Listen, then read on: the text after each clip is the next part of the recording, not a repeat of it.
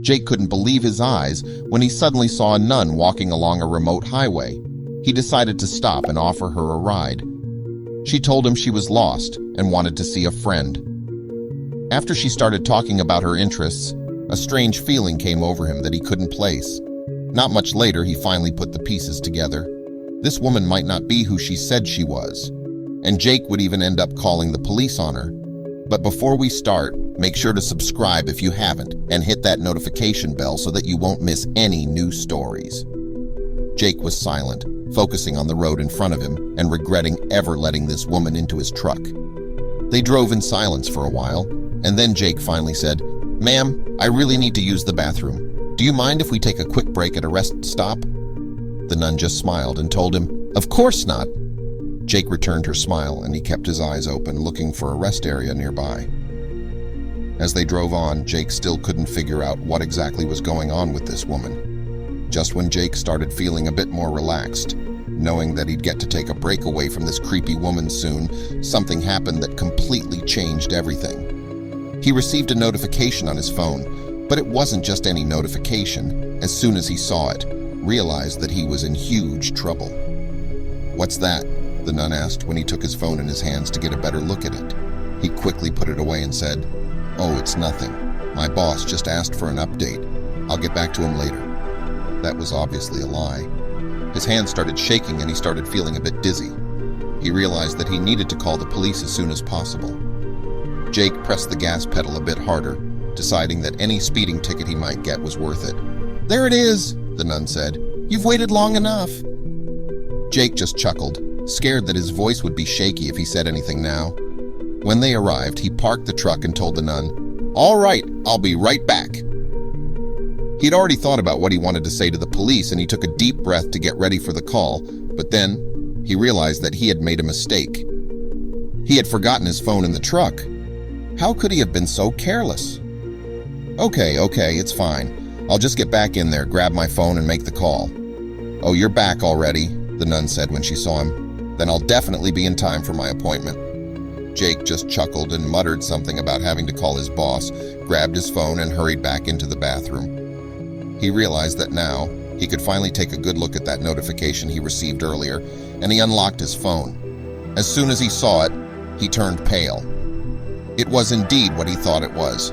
This was a Coking Hands, and just a few seconds later, someone picked up.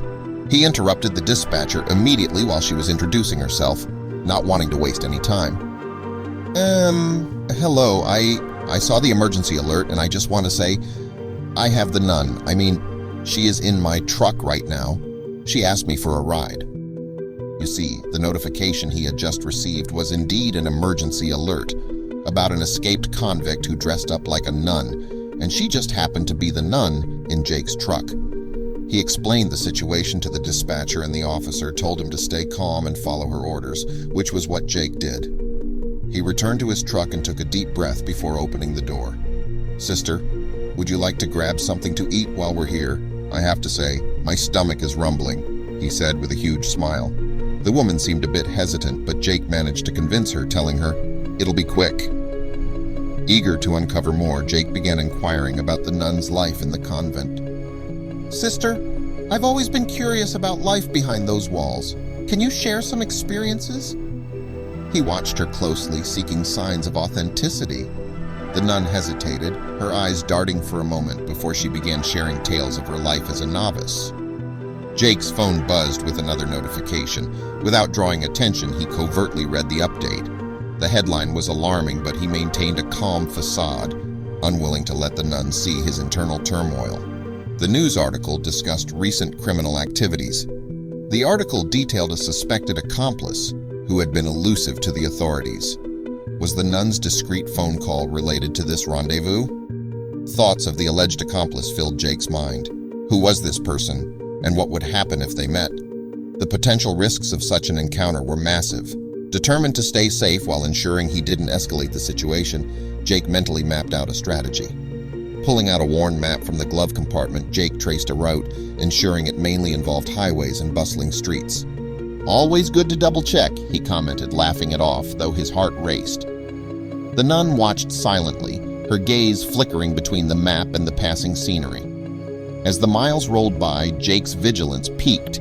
His eyes darted between the road ahead and his mirrors, detecting a car that seemed too consistent in its proximity.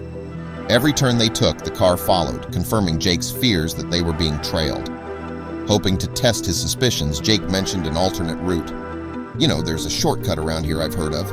Should save us some time," he offered, taking a less traveled road.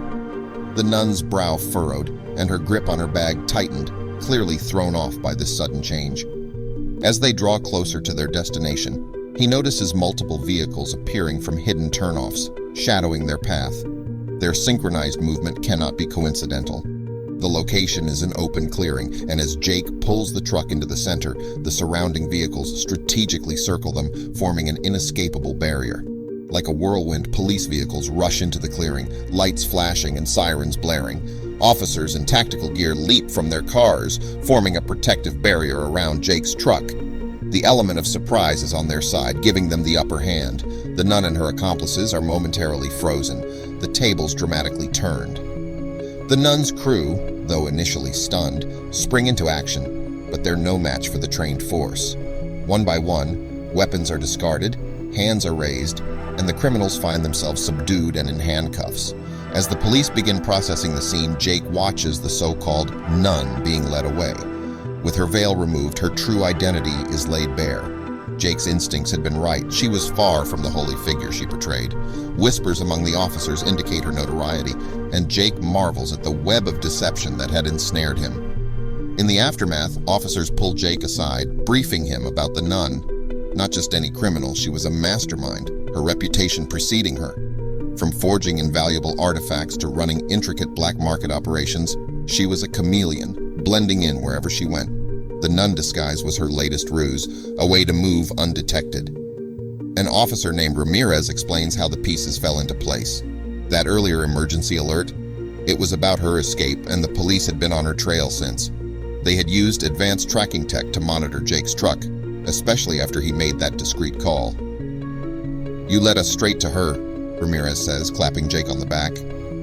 Gathered around, several officers voiced their admiration for Jake's quick thinking. "Most would have panicked," one says, nodding appreciatively.